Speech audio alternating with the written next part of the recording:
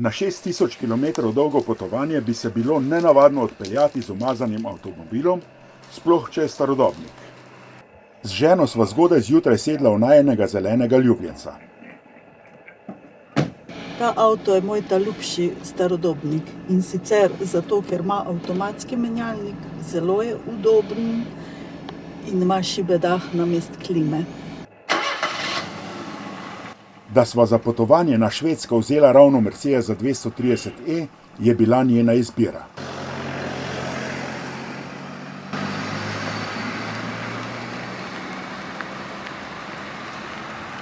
In sva se odpeljala. V Slovenj Gradcu sva rezervoar do vrha napolnila z bencinom ter jo po regionalni cesti mahnila proti Avstriji. Tam sva uživala v čudovitih razgledih alpske pokrajine, se tu in tam malce ustavila, a če sva se hotela do večera pripeljati na sever Nemčije, sva le morala zapeljati na avtocesto. Takoj, ko sva zapustila Avstrijo, sva srečala še enega legendarnega zelenega starodobnika. Po več kot desetletju je moj 230e pod kolesi začutil nemško avtocesto in se najverjetneje veselil, da pelje dobrih 150 km/h. Tudi sam sem bil vesel, saj je edino tam takšno drvenje še dovoljeno, predvsem pa varno. Nemški vozniki se na avtocestah znajo obnašati. Do večera sva prispela v bližino Hanovra, kjer sva večerjala in prespala v prijetni gostilni. Spal sem odlično, saj sem vedel, da se na mojega Mercedesa lahko zanesem. Med 5-letno obnovo smo ga razstavili do zadnjega vijaka in ga spet uspešno sestavili. Vse smo postorili. Od popravila karoserije, obnove podvozja in motorja do ureditve notranjosti. Z njim sem toliko prevozil, da sem bil prepričan, da je otroške bolezni že prebolel.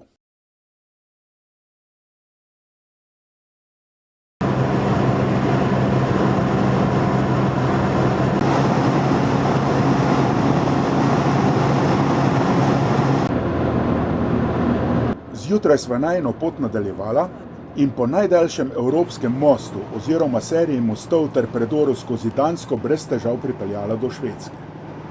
Ampak z drvenjem je bilo konec. V Skandinaviji je že omejitev 120 km/h redka.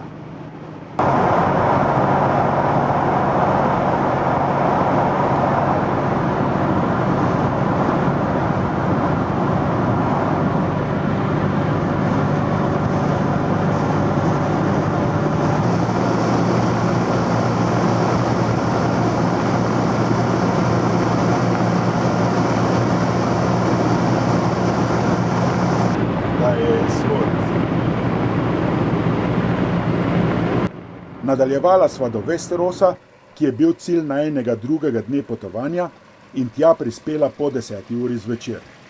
Eno otroško bolezen pa je le pokazal najin avto. Vijak na bencinski napeljavi je bil premalo privit in bencin je začel kapljati na tla. Malce sem ga pritegnil in težavo uspešno rešil. Edino težavo na vsem potovanju. Zjutraj smo si ogledali Västerås, naslednje dni pa smo se potepali po okolici. Bencin je bil drag in vsaka črpalka je imela drugačen sistem plačevanja. Vozili smo se po širokih švedskih cestah, na katerih so hitrosti duhamorno omejene. Veliko odsekov je še 3 pasovnih. V eno smer peljeta 2 pasova, v nasprotno eden in potem se izmenjujejo, da je mogoče nemoteno prehitevati počasna vozila, ki niso nujno tovornjaki. Ustavili smo se v Örebro in si ogledali poglavitne znamenitosti, vključno z njihovim muzejem na prostem, ter se zvečer vrnili v Västerås.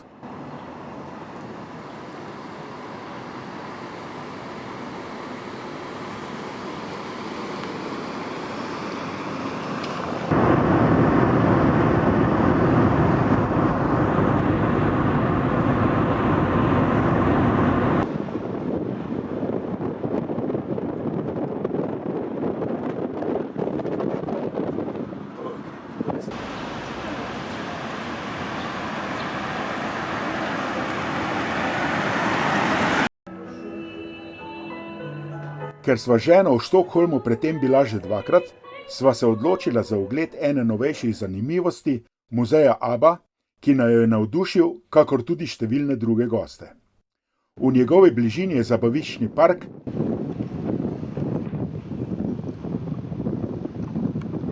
za tehniške navdušence pa priporočava ladijski muzej.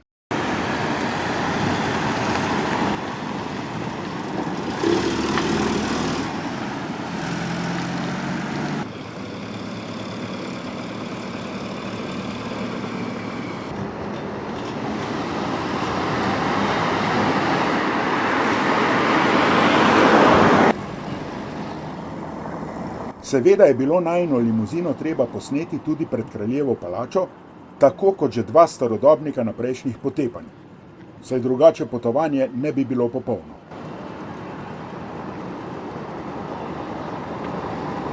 Teklo rakma, snel.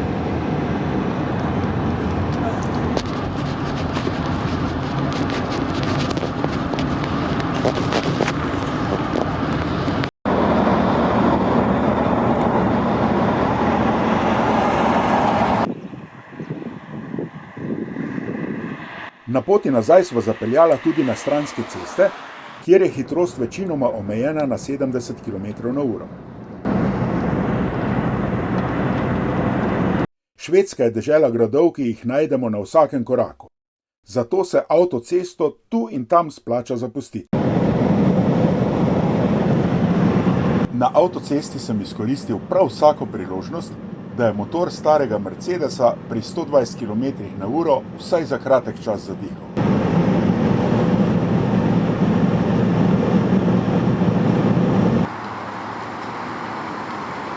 Bratranec je menil, da je avto preveč izstopajoč, da bi ga puščal na parkirišču, in mi je odstopil v garažo.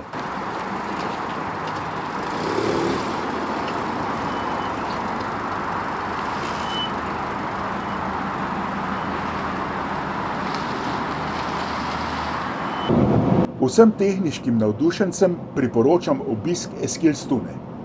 Pot tja vodi po širokih cestah, ki jih pridno obnavljajo. Na Švedskem se ustavite tudi zato, ker po plovni poti pelje večja ladja in je treba most dvigniti. Eskilstuna je prijazno manjše industrijsko mesto, kjer Volvo izdeluje svoje gradbene stroje. Ena večjih znamenitosti je muzej Munktel. V istoimenskem podjetju imajo skoraj 200-letno tradicijo. Izdelovali so od stabilnih motorjev, parnih lokomotiv in ladijskih kotlov do kmetijske opreme. Najbolj so bili poznani po traktorjih in gradbeni mehanizaciji. Kasneje je podjetje prevzel Volvo in v muzeju so postavljeni tudi njihovi izdelki.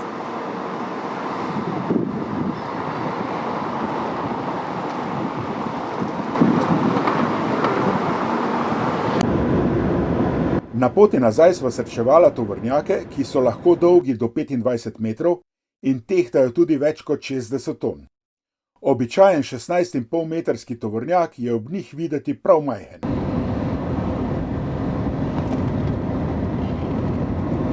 Ko sva pripeljala iz drevoreda, sva zagledala dvorec Öngsö, ki naju je zvabil s poti.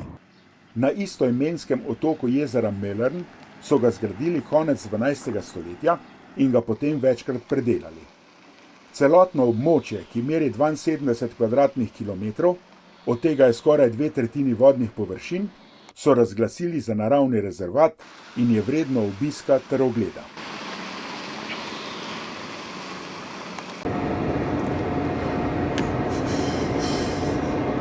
Tudi na zastopništvo Mercedes-Benza v Västeråsu sva zavila. Tam sem se spomnil, da ne bi bilo slabo pogledati, kako je z motornim oljem.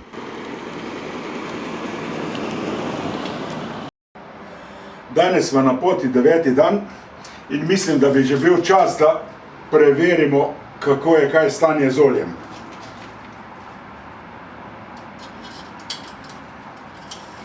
Prevozila sva 3400 km in olje je na sredini med minimumom in maksimumom.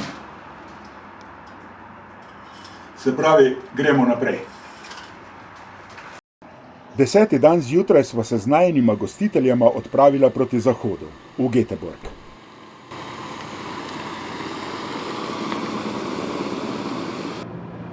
Promet sicer teče počasi, ampak brez zastojev in dosegli smo povpreček skoraj 100 km/h.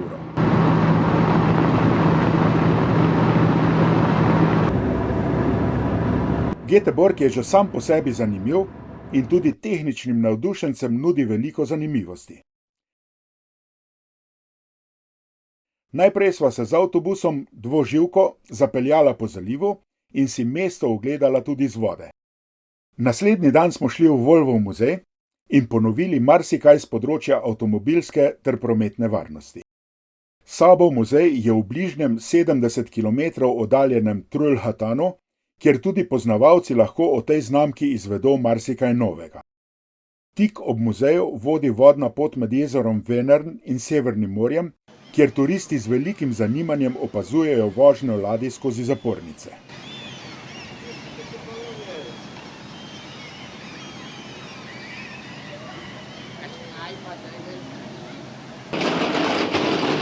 Po dobrih 2 tednih je bil že čas za vrnitev.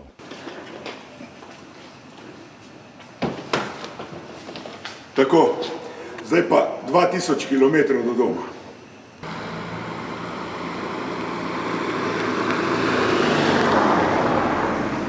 Zgodaj zjutraj v soboto ni bilo gneče, tako da sva Göteborg hitro zapustila. Neverjetno, a ob doslednem upoštevanju hitrostnih omejitev sva edino po švedskih avtocestah presegla povprečno hitrost 100 km/h, vključno s postankom za dolivanje goriva.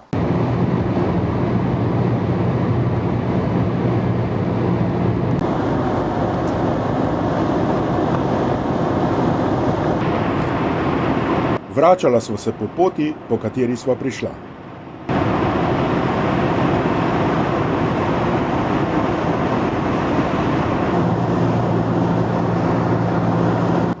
Na Danskem prav tako ni bilo nobene gneče.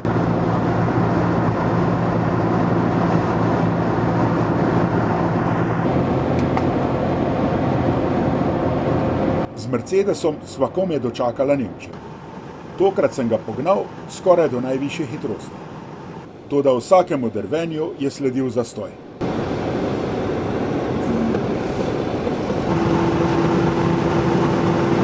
Slabe pol ure kasneje smo spet drveli. Čeprav je starodobnik, lahko brez težav zapelje na skrajno levi prehitevalni pas. To odtehta za liter ali 2 povišano porabo goriva. Ampak hitra vožnja spet ni dolgo trajala.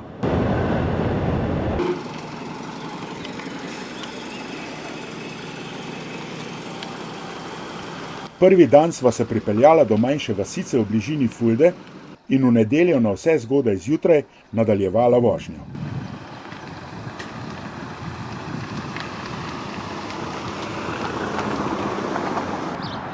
Po skoraj 5400 km smo 2 mm nad minimumom, ampak bom za vsak slučaj dolil kakšnega pol litra.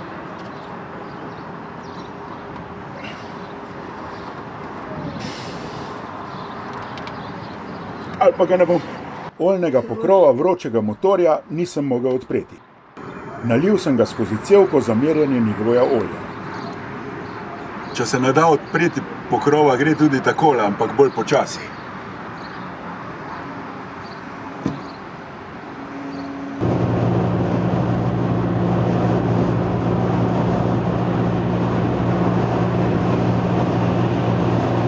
Spet sva brezskrbno peljala naprej in pred avstrijsko mejo zapeljala v zadnji zastoj. V Avstriji so se ceste spet spraznile. Samo še skok čez Alpe oziroma skozi njih po turski avtocesti in bova doma. Žena je imela prav. Mercedes 230e se je izkazal za odlično izbiro.